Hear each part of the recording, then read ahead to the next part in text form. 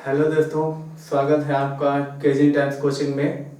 आज मैं कुछ कॉन्स्टिट्यूशन के बारे में इम्पोर्टेंट चैप्टर में बताने वाला हूँ और इससे कुछ जुड़े हुए पॉइंट जो एग्जाम में पूछे जाते हैं और इससे याद करने का प्रयास करेंगे।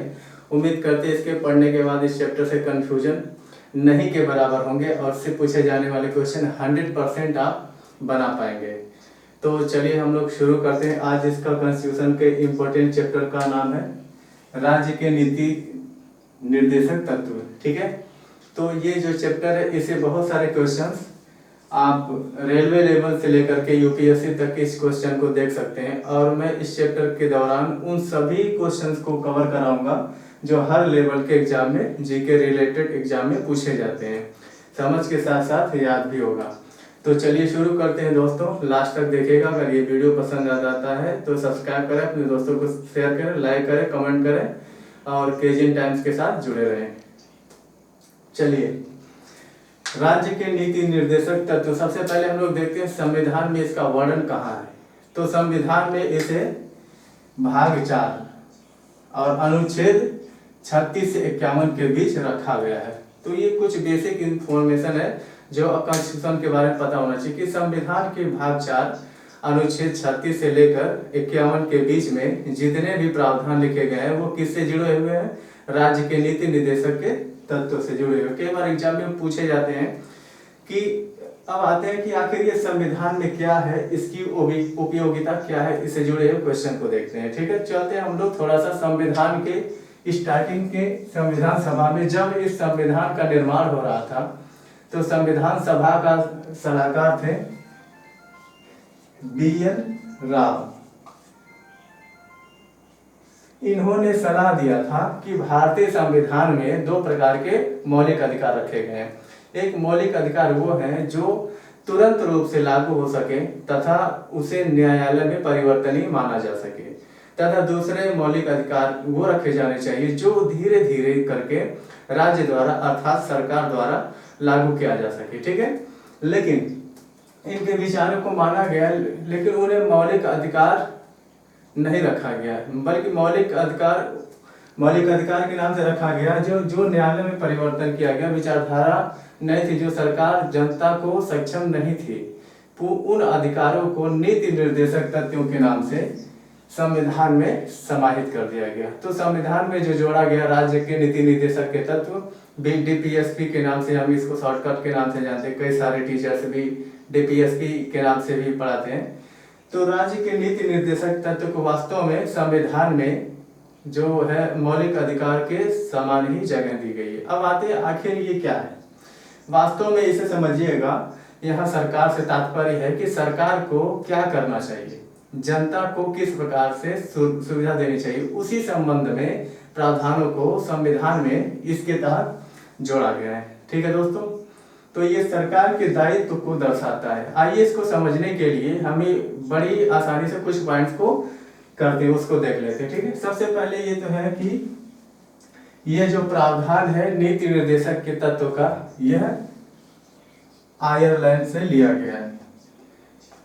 भाग 4 36-51 आयरलैंड से लिया गया है। ये 2-3 सिंपल एडजेक्टिव है जो अलग अलग एग्जाम में पूछे जाते हैं। एक जो सबसे इंपॉर्टेंट चीजें पूछे जाते हैं कि यह मौलिक अधिकार के समान नहीं है, अर्थात मौलिक अधिकार के संबंध में supreme court, high court writ जारी कर सकते हैं, उसे न्यायालय में चुनौती दी जा सकती है, लेकिन यह न्यायालय में परिवर्तनीय नहीं है, जो कि हम लोग आगे अभी पढ़ेंगे। एकदम टू द पॉइंट याद रखें कि न्यायालय में परिवर्तनीय नहीं है, अर्थात इसे न्यायालय में चुनौती दे करके सरकार से बाध्यता नहीं प्राप्त कर सकती कि हाँ इसे सरकार से लागू करना ही पड़ेगा। जबकि मौलिक अधिकार के विचारों में हम सरकार को चुनौती दे सकते हैं कि सरकार को जो मौलिक अधिकार जनता को प्राप्त है उसे सरकार को देना ही होगा, लेकिन यहाँ हम वो चीज नहीं कर सकते। ये सरकार के ऊपर निर्भर करता है कि सरकार जैसे जैसे अपने योग्यता को बढ़ाते जाएगी, अपने अपने धीरे धीरे जैसे उसके सामर्थ्य में सरकार के विकास होगा, वैसे वैसे जनता को अधिकार ये प्रोवाइड किए जाएंगे। ठीक है, चलिए हम लोग पढ़ेंगे भी कैसे कैसे अधिकार मिला है। उसको पढ़ने से पहले हम लोग थोड़ा पढ़ लेते हैं उद्देश्य, आखिर से संविधान में जोड़ा कैसे गया, क्यों गया। ठीक है, एक जो सबसे इंपॉर्टेंट आएगा लोक कल्याणकारी,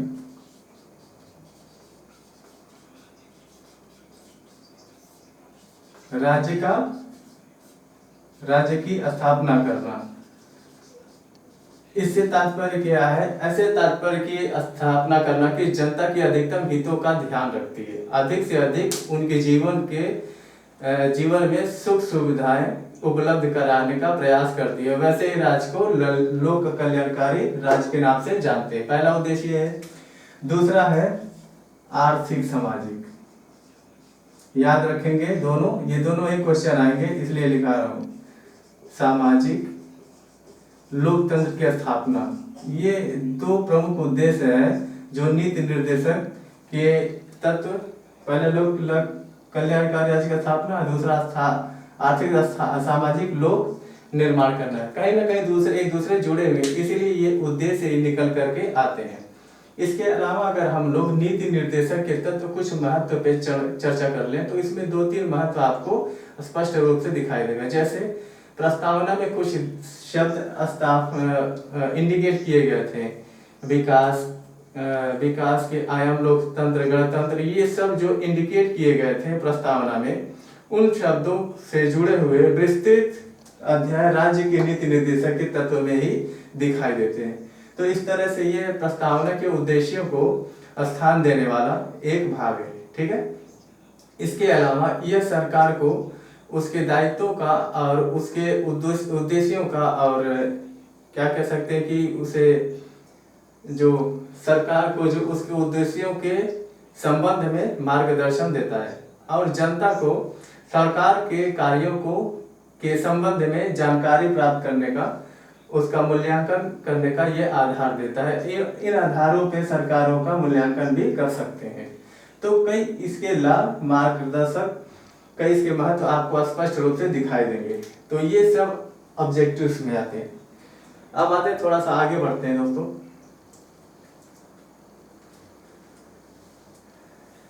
यहाँ से कुछ पॉइंट्स हम देखेंगे कि इसमें जो पॉइंट्स रखे गए हैं, जितने भी अनुच्छेद आपको दिखाई दे रहे हैं, ये 36 से 51 जो भी इसमें महत्वपूर्ण है, सब मैं आपको याद करवा दूंगा, आप घबराइएगा नहीं। और इसमें जितने भी अनुच्छेद रखे गए हैं, यह 3 प्रकार के अनुच्छेद हैं।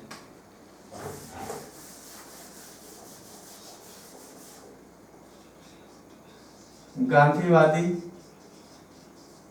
समाजवादी और उदारवादी। और ये उदार विचारधारा से, गांधीवादी का मतलब विचारधारा जिससे जुड़ी हुई विचारधारा है वो गांधीवादी है। समाज एकता और समाज की बराबरी से जुड़े हुए विचारधारा को हम समाजवादी कहते हैं। और उदारवादी यानी उदार विचारों से संबंधित विचारधारा को उदारवादी कहते हैं। ठीक है। ये इन्हीं विचारों को समाहित किया गया है, 3 विचारों को इस पूरे अनुच्छेद के अंतर्गत। यही कारण है इसके कुछ आलोचना भी किए जाते हैं। आलोचना ये है कि सबसे महत्वपूर्ण आलोचना ये है कि मौलिक कर्तव्य की, तो सबसे बड़ी आलोचना ये होती है कि इस न्यायालय में चुनौती नहीं दी जा सकती, अर्थात न्यायालय में परिवर्तन ही नहीं है। यह सबसे बड़ी इसकी आलोचना है। लेकिन क्यों नहीं है? इसके संबंध में संविधान सभा में विचार आया था कि, और यह स्पष्ट रूप से कहा गया कि इसे न्यायालय में इसलिए परिवर्तन नहीं किया गया है क्योंकि जनता इसका मूल्यांकन करेगी और सरकार के कार्यों का जवाब वह अपने वोट द्वारा देगी, ताकि हम लोकतंत्र में जीते। तक ये नौ परिवर्तन करके इसके संबंध में अधिकार जनता को सौंप दिए कि आप मूल्यांकन करें कि आपकी सरकार किस तरह का कार्य कर रही है। तो अब लोग आते हैं, कुछ हमारे लेक्चर पार्ट थे जहां से हमने कुछ इसके संबंध में जानकारी प्राप्त थी। अब इसके आते हैं महत्वपूर्ण अनुच्छेद पे जहां से आपके क्वेश्चन पूछे जाते हैं। ठीक है दोस्तों। तो सबसे पहले अनुच्छेद 36, 37 इसको पढ़ते हुए हम लोग चलेंगे और याद करेंगे। कैसे याद करेंगे, आइए शुरू करते हैं। 36 एवं 37 को एक साथ याद करना है। 36 में राज्य की परिभाषा दी गई है, अर्थात ये राज्य की नीति निर्देशक तत्व क्या है इसके संबंध में बताया गया है। तो सिंपल हो गया, 36 से याद होता है। पहले क्या कहा गया, परिभाषा। और 37 में कुछ विशेष नहीं है, ये कहा गया है कि यह न्यायालय में परिवर्तनीय नहीं है। तो स्टार्टिंग के दो बहुत आसान है याद करना। 36 में राज्य की परिभाषा दी गई है और 37 में बताया गया ये न्यायालय में परिवर्तनीय नहीं होगा। ठीक है। और यहाँ से क्वेश्चन भी आ जाते हैं कि क्या न्यायालय में परिवर्तनीय है, तो बिल्कुल स्पष्ट रूप से अनुच्छेद 37 कहता है ये न्यायालय में परिवर्तनीय नहीं है। अब आते हैं हम लोग 38, 39 और 39(8) का, इन तीनों को एक साथ करेंगे। 38, 39, 39 का, इन तीनों को हम एक साथ याद करेंगे, ठीक है। 38 में क्या है? 38 में कहता है सामाजिक, आर्थिक और राजनीतिक न्याय, इसकी स्थापना की जाएगी। यह सरकार को दायित्व दिया गया है कि आप सामाजिक, आर्थिक, राजनीतिक न्याय की स्थापना करें। कई बार ये क्वेश्चन आ जाते हैं कि प्रस्तावना में भी सामाजिक, आर्थिक, राजनीतिक आय की बात की गई है और यहाँ भी 38 में सामाजिक, आर्थिक, राजनीतिक न्याय की बात की गई है। जब आप क्वेश्चन बनाने जाएंगे तो दो चीज ध्यान रखेंगे। पहला ध्यान यह रखेंगे कि अगर वो न्याय पूछेगा कि आधार पे, जनता के आधार पे बात की गई, तो तीनों बाहर दिखाई देंगे, सामाजिक, आर्थिक और राजनीतिक। लेकिन अभी मैंने बताया कि वह पूछेगा किस तरह का लोकतंत्र का स्थापना का वकालत की गई है। तो आपको याद रखना सामाजिक और आर्थिक, ठीक है, सामाजिक, आर्थिक और राजनीतिक। 39 में हम लोग आते हैं 39 में, तो संसाधनों का उचित वितरण है। अर्थात यहाँ कहा जाता है कि संसाधनों का संकेंद्रण नहीं होना चाहिए। एक आदमी के पास पूरी संसाधन हो जाए, बाकी गरीब घूमते हैं, ऐसा ना हो। सरकार ऐसी व्यवस्था करे कि सबके पास संसाधन फैले और संसाधन का संकेंद्रण, उचित वितरण हो और इस स्त्री और पुरुष में सामान्य कार्य का समान वेतन हो। ये कई बार क्वेश्चन पूछे गए कि समान संसाधनों का उचित वितरण, समान का कार्य कहाँ होता है। अनुच्छेद 39 में राज्य के नीति निर्देशक के तत्व के तहत इसे देखा जा सकता है, ठीक है। तो ये दोनों पॉइंट आप याद कर सकते हैं। अब आते हैं 39 का, यह 42वें संशोधन 1976 में जोड़ा गया। यह कहता है कि समान अवसर के आधार पर न्याय देना। यही कारण है इन्हें अनुच्छेदों के ध्यान में रखते हुए आरक्षण की व्यवस्था की गई है, ताकि सबको समान रूप से न्याय मिल सके, ठीक है।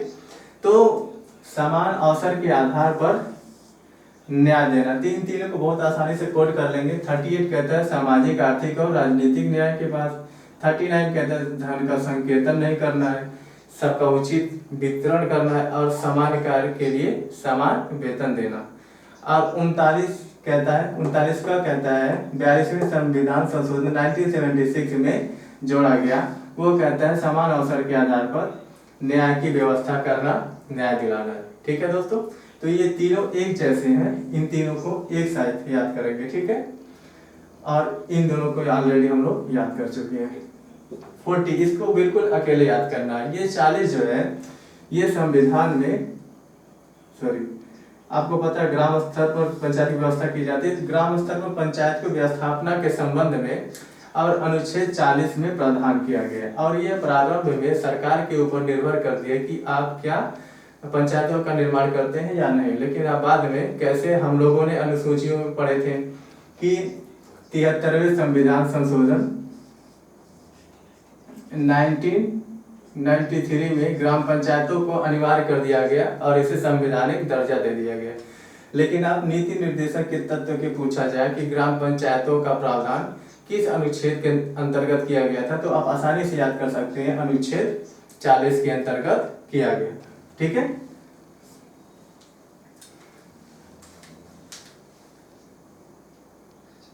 चलिए आगे बढ़ते हैं दोस्तों। अब 41, 42, 43 इन तीनों को हम एक साथ याद करेंगे। देखिए दोस्तों, ये आप एक खंड बना करके याद करेंगे तो बिल्कुल भूल जाएंगे और बिल्कुल कंफ्यूजन बना रहेगा। इसलिए बिल्कुल खंड बना करके 36, 37 एक जैसे थे, 38, 39 का एक जैसे थे, 40 बिल्कुल अलग पंचायत का गठन करना है, 41, 42, 43 में हम चलते हैं। 41 कहता है कुछ विशेष दशाओं में, जैसे गरीबी है, बेरोजगारी है, बुढ़ापा है, बीमारी है, इस कंडीशन में आपको काम पाने का अधिकार है। देखिए कैसे हम लोग जोड़ेंगे। 41 कहता है कुछ विशेष दशाओं में काम पाने का अधिकार। अब आपको काम मिल गया तो क्या आप काम करने जाएंगे जिस जगह पे, वहाँ की स्थिति अच्छी होनी चाहिए नहीं, यानी आपको काम करने लायक माहौल मिलना चाहिए, तभी आप काम कर पाएंगे। तो 42 उसी बात को कहता है कि कार्य संगत होना चाहिए, बिल्कुल उचित कार्य होना चाहिए और वहाँ की दशा मानवीय होनी चाहिए, अर्थात ऐसा कंडीशन होना चाहिए जहाँ पे इंसान काम कर सके। तो 41 में कुछ दशाओं में काम पाने का अधिकार, और 42 में कि वहाँ की दशा मानवीय हो ताकि वहाँ जा करके काम आसानी से किया जा सके। ठीक है दोस्तों, अब आते हैं 43 के पास। अब हम गए काम करने, तो मजदूरी मिलनी चाहिए, निर्वाह मजदूरी, इतनी मजदूरी जरूर मिलनी चाहिए जिससे आपका जीवन चल सके। ठीक है दोस्तों, तो निर्वाह मजदूरी, अगर ये सारी व्यवस्थाएं सरकार नहीं कर पाती है, काम नहीं दे पा रही है, तो कम से कम कुटीर उद्योग, ऐसे जगह जो चटाई बुनना, ये सब ऐसे उद्योग को बढ़ावा देना, ये भी 43 के अंतर्गत आता है, क्योंकि ये क्वेश्चन पूछता है इसलिए मैंने लिखा है। इसलिए आसानी से 41, 42, 43 याद कर लिया। 41 में था कुछ दशाओं में काम पाने का अधिकार, 42 काम करने का, वहाँ की स्थिति अच्छी होनी चाहिए, मानवीय दशा होनी चाहिए। 43 निर्वाह मजदूरी होनी चाहिए, और साथ ही साथ कुटीर उद्योग का विकास किया जाना चाहिए। हो गया, तो 41, 42, 43। अब आते हैं 44 की ओर। 44 कितना आसान है, 4 and 4 दोनों क्या है, समान, बराबर बराबर। ठीक है, 4 and 4, 44 में समान है, तो समान नागरिक संहिता, बिल्कुल आधार याद करने का एकदम आसान तरीका है कि 44 समान नागरिक संहिता, अर्थात समान नागरिक संहिता हमारे दो तरह का कानून है, एक नागरिक कानून, एक सामाजिक कानून। जो सामाजिक कानून होते हैं वो क्रिमिनल केस वगैरह या दीवानी मामलों में जो केस आते हैं उसके लिए किसी भी धर्म जाति क्या अलग अलग कानून है, सबके लिए एक ही तरह समान है।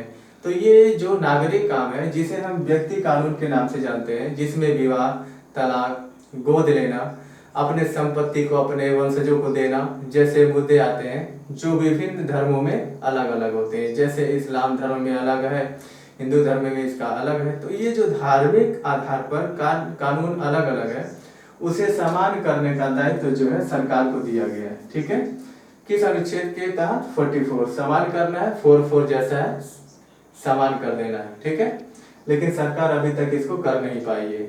चूंकि कर नहीं पाई है और हम लोग पढ़ चुके हैं, इसी न्यायालय में परिवर्तन ही नहीं है, यही कारण है इसके ज्यादा प्रयास नहीं कर सकते, केवल सरकार को ही करने दीजिए। ठीक है, खैर, समान नागरिक संहिता 44। अब आते हैं 45 में, ये बड़ा इंटरेस्टिंग है। हमने मौलिक अधिकार के तहत पढ़ा था 21A। 21A में हमने बताया था कि 6 से 14 वर्ष के बच्चों के लिए निःशुल्क एवं अनिवार्य शिक्षा का व्यवस्था है। ये वास्तव में ये जो विचारधारा है 6 से 14 वर्ष के बच्चों को निःशुल्क शिक्षा मिलनी चाहिए, यह बात 45 में ही लिखी गई थी, लेकिन इसे 86वें संविधान संशोधन 2002 में ले जाकर के शिफ्ट कर दिया गया 21A में। तो यहाँ क्या हो गया, गैप हो गया, यहाँ खाली पड़ गया कि यहाँ पे प्रावधान को हम तो उठा के लेकर कहाँ चलेंगे, ठीक है, 21 में। तो यहाँ क्या होगा, तो यहाँ 6 वर्ष से कम उम्र के, 6 वर्ष से वहाँ 6 से 14 वर्ष के शिक्षा का किया था, अब 6 वर्ष से कम आयु वाले 6 से कम उम्र के बच्चों के लिए शिक्षा, स्वास्थ्य और उसके सुरक्षा संबंधी व्यवस्था सरकार करेगी। इसका प्रावधान अनुच्छेद 45 में 86 संविधान संशोधन 2002 द्वारा कर दिया गया। ठीक है, तो जहां भी देखिए दोस्तों, यहाँ भी बहुत ही आसानी से याद रखिएगा कि मौलिक अधिकार, नीति निर्देशक के तत्व, मौलिक कर्तव्य, तीनों में 6 से 14 वर्ष के बच्चों का संबंध प्रावधान, और तीनों में ये तीनों ही प्रावधान एक ही संशोधन 86वें संशोधन 2002 द्वारा बनाया गया, जोड़े गए। तो आप आसानी से कहीं से भी कुछ पूछ दे कि 6 से 14 वर्ष के बच्चों के लिए अधिकार कब लाया गया, तो 86वें संविधान संशोधन, कब उसको हटा करके 6 से कम उम्र के बच्चों को कर दिया गया, तो 86वें संविधान संशोधन द्वारा। तो मौलिक कर्तव्य द्वारा 11वां कर्तव्य कब जोड़ा गया, 86वें संविधान द्वारा। कितना आसान है। तो 45 में कहता है 6 वर्ष से कम उम्र के बच्चों को आपको शिक्षा, उसके पोषण, उसके सुरक्षा संबंधी प्रावधान करने। ठीक है, तो आप इसको अलग याद करेंगे। ठीक है, तो हमने यहाँ से यहाँ तक के जर्नी में देखा कि बहुत सारे अनुच्छेद है और हमने बारी बारी उसे पढ़ते चल रहे हैं। बिल्कुल याद रहना चाहिए दोस्तों, अगर याद नहीं है तो एग्जामिनेशन में हॉल में हम कुछ नहीं कर पाएंगे। तो क्यों दूसरों को दिखाने के लिए हमें नहीं पढ़ना चाहिए, हमें पढ़ना चाहिए कि एग्जामिनेशन हॉल में काम आना चाहिए। ठीक है, चलिए आते हैं आगे।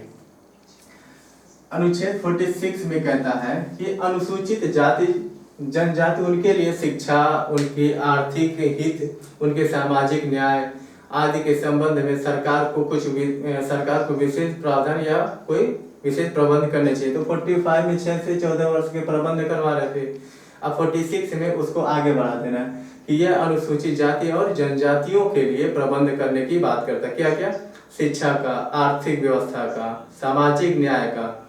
तो ये 46 इसको इंक्लूड कर देंगे एक साथ के। 45 को हमने पढ़ा 6 से कम उम्र वाले को, अब 46 में हमने पढ़ा अनुसूचित जाति और जनजातियों के लिए।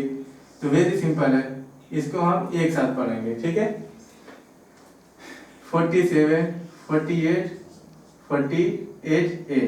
47 में सरकार को मद्य निषेध का अधिकार दिया गया। ठीक है, तो कई बार सरकार ने कठोर निर्णय ली, कई बार नहीं ले पाती। कुछ राज्य आए जिसमें कि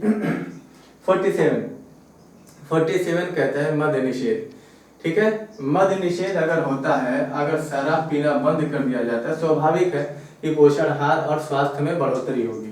तो ये सरकार में दायित्व दिया गया कि आप पोषणाहार स्वास्थ्य संबंधी सुविधा प्रोवाइड करें, और इसके लिए आप क्या करें? मद्य को निषेध कर दें, यानी शराब को बंद कर दें।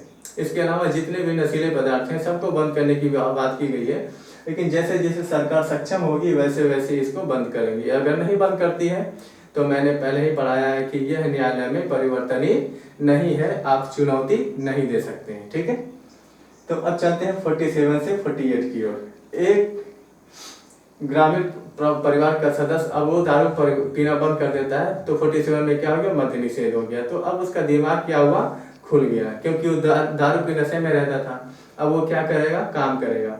काम क्या करेगा? कृषि और पशुपालन। तो 48 में क्या आगा? शराब पीना जैसे बंद किया उन्होंने, उसे काम करना शुरू कर दिया। 48 के तहत खेतों में जाता है, पशुपालन करता है। अब खेती कर रहा है, पशुपालन कर रहा है, तो पशुपालन से एक और बात लिखी गई है, जो दुधारू पशु है सरकार को चाहिए उनका संवर्धन करे, उनका बढ़ावा दे। तो गौशाला वगैरह जो बनाए जाते हैं वो इसी से जुड़े हुए हैं। तो कृषि, पशुपालन और दुधारू पशु के संबंधी में प्रावधान कितने अनुच्छेद में? 48 में, क्योंकि 47 में दारू पीना बंद हो गया था। ठीक है, अब किसान 48 के तहत अब किसान खेतों में पहुंचते खेती करना शुरू करता है। उसने सोचा कुछ पौधा लगा लिया जाए, तो 48 के अनुसार पर्यावरण संरक्षण, पर्यावरण को बढ़ावा देना। जितने भी का आपको दिखाई दे रहे हैं, 39 का है, यहाँ 48 का है, 48 का है। तो 42वें संविधान संशोधन 1976 द्वारा जोड़ा गया था। तो 48 का में किसान क्या करता है कि पर्यावरण संरक्षण, पर्यावरण को बढ़ावा देना और इसके लिए वृक्षारोपण जैसी चीजों को अपनाता है। ये कब जोड़ा गया? 42वें संविधान संशोधन 1976, और प्रावधान किस अनुच्छेद में? 48 का में। ठीक है, अब आते हैं अनुच्छेद 49 में। इसमें कहता है राष्ट्रीय महत्व के स्मारक स्थल, उससे जुड़े हुए कोई क्षेत्र का संरक्षण करना। जैसे लाल किला हो गया, ये सब क्या है? ये राष्ट्रीय महत्व के चीजें हैं और स्मारक हैं, जो हमारे एक पुरातन कह सकते हैं कि धरोहर है। उन धरोहर के संरक्षण में सरकार को दायित्व दिया गया है। कितने के तहत? अनुच्छेद 49 के तहत। ठीक है, तो अब ये आप आसानी से याद कर सकते हैं। अब 50 में हम आते हैं। कितना आसान है याद करना। अब 50 यानी 50-50, 2 50, 50-50 कर देना। किसका? कार्यपालिका और न्यायपालिका का। ठीक है, कार्यपालिका से तात्पर्य यहाँ हमारे यहाँ जो उच्च मंत्री परिषद है, जिसमें प्रधानमंत्री है, गृह मंत्री, उपराष्ट्रपति, ये सब कार्यपालिका के तहत आते हैं। और न्यायपालिका जो जुडिशियल सिस्टम है, जज वगैरह जो होते हैं, वो न्यायपालिका के होते हैं। तो संविधान में अनुच्छेद 50 कहता है 50-50 करो भाई, याद करने के लिए मैं बता रहा हूँ। ये 50 किसका? कार्यपालिका और न्यायपालिका का। तो यहाँ एक वर्ड आएगा, कार्यपालिका एवं न्यायपालिका का पृथक्करण है, यानी दोनों को अलग अलग रहना चाहिए। अगर एक दूसरे से साठ गांठ होंगे, एक दूसरे से जुड़ा होंगे, तो ये लोकतंत्र के लिए घातक होंगे। तो इसलिए इसको अलग रहना चाहिए। और लास्ट 51, ठीक है। अब 51 पे आ गए। तो यहाँ पे है कि मैंने इतने सारे पढ़े हैं, पूरे इंडिया को सुधार दिया हम लोगों ने, ये करेंगे वो करेंगे, जनजातियों के लिए करेंगे, बच्चों के लिए करेंगे, किसानों के लिए करेंगे, सबके लिए करेंगे। अब लास्ट में 51, अंतर्राष्ट्रीय शांति सुरक्षा अभिवृद्धि। अब इंटरनेशनल लेवल पे सोचेगा और पूरे विश्व में शांति फैलाएंगे, उसकी संरक्षण का व्यवस्था करेंगे, उसका विकास करेंगे। तो 51 में अंतर्राष्ट्रीय शांति सुरक्षा की अभिवृद्धि। तो यहाँ पे इन तीनों को एक के साथ याद करेंगे। 50 50 50, 51 में अंतर्राष्ट्रीय शांति, 49 में राष्ट्रीय महत्व स्मारक स्थल की संरक्षण संबंधी व्यवस्था। तो कैसे हम लोगों ने दोस्तों इन अनुच्छेदों को अच्छे से याद समझ लिया कि किसी ट्रिक की जरूरत भी नहीं पड़ी और याद भी हो गया। और यह ऐसा याद रहेगा कि एग्जामिनेशन हॉल में जब पूछे जाएंगे तो कन्फ्यूजन बहुत कम होंगे और सही होने की संभावना अधिक होगी। ठीक है, चलिए अब लास्ट करते हुए कुछ पॉइंट जो मैंने इस बॉक्स में लिखे हैं कि याद रहे कि हमने क्या क्या बताना है, कि भूल जाता हूँ कि कुछ पॉइंट बताने हैं। तो नीति निर्देशक के अंतर्गत ये कुछ तथ्य थे। अब नीति निर्देशक के तत्व सरकार दायित्व के समान है कि आपको ये करना चाहिए। जैसे आपके संसाधन बने, आपको करना चाहिए। कई बार आप क्या हुआ कि जनता हित जो मौलिक अधिकार में थे और इधर सरकार जो दायित्व नीति निर्देशक तत्व में थे, ये दोनों आपस में टकराने लगे। तो सुप्रीम कोर्ट ने केशवानंद भारती बनाम 1973 ये कहा कि मौलिक अधिकार नीति निर्देशक तत्व से उच्च है, यानी मौलिक अधिकार का दर्जा नीति निर्देशक तत्व से ऊंचा है। ऐसे सरकार को मौलिक अधिकार का हनन नहीं करना चाहिए और उसे नीति निर्देशक तत्व को दबा देना चाहिए और मौलिक अधिकार को प्रावधानता देना चाहिए। उसके बाद 42वें संविधान संशोधन द्वारा 1976, याद होगा इंदिरा गांधी के टाइम में 42 संविधान के संशोधन में कि 42वें संविधान संशोधन 1976 में सरकार ने यह निर्णय लिया कि नहीं, नीति निर्देशक तत्व मौलिक अधिकार से श्रेष्ठ है और नीति निर्देशक तत्व की पूर्ति करने के लिए कुछ मौलिक अधिकारों को दबाया जा सकता है। अब ये एक तरह का विचारधारा न्यायपालिका और सरकार के बीच टकराव होने लगे कि कौन श्रेष्ठ है, मौलिक अधिकार श्रेष्ठ है या नीति निर्देश श्रेष्ठ है। तो केशवानंद भारती में कहा गया मौलिक अधिकार श्रेष्ठ है। 42वें संविधान संशोधन में कहा गया नीति निर्देशक तत्व निर्दिष्ट है। लेकिन मिनर्वा मिल्सवाद, याद करेंगे दोस्तों, मिनर्वा मिल्सवाद 1980 में यह न्यायपालिका ने निर्णय दिया कि न तो मौलिक अधिकार श्रेष्ठ है और न ही नीति निर्देशक श्रेष्ठ है। दोनों एक दूसरे के पूरक हैं, दोनों का उद्देश्य समान है। लोकतंत्र को बढ़ावा देना, जनता को अधिक से अधिक सुविधा देना, इन दोनों का समान उद्देश्य है कि तो इसमें दोनों के मध्य संतुलन बनाने की बात की गई है। तो अगर अभी हम लोग देखें कि नीति निर्देशक के तत्व और मौलिक अधिकार में कौन श्रेष्ठ है, तो कोई नहीं, दोनों के मध्य संतुलन है। लेकिन अगर इन दो वादों से क्वेश्चन आते हैं तो आप ध्यान रखेंगे कि आप इस आंसर बनाएंगे। उम्मीद करते हैं आपको पूरा का पूरा क्वेश्चन समझ में आया होगा। 100 में 100 आपके ऑब्जेक्टिव बनेंगे। आप एक बार बना के जरूर देखें, अच्छा लगे कमेंट बॉक्स में जरूर बताएं, दोस्तों को शेयर करें, लाइक करें, सब्सक्राइब करें और केजिन टाइम्स कोचिंग को बढ़ाने का प्रयास करें। Okay, thank you, love you all.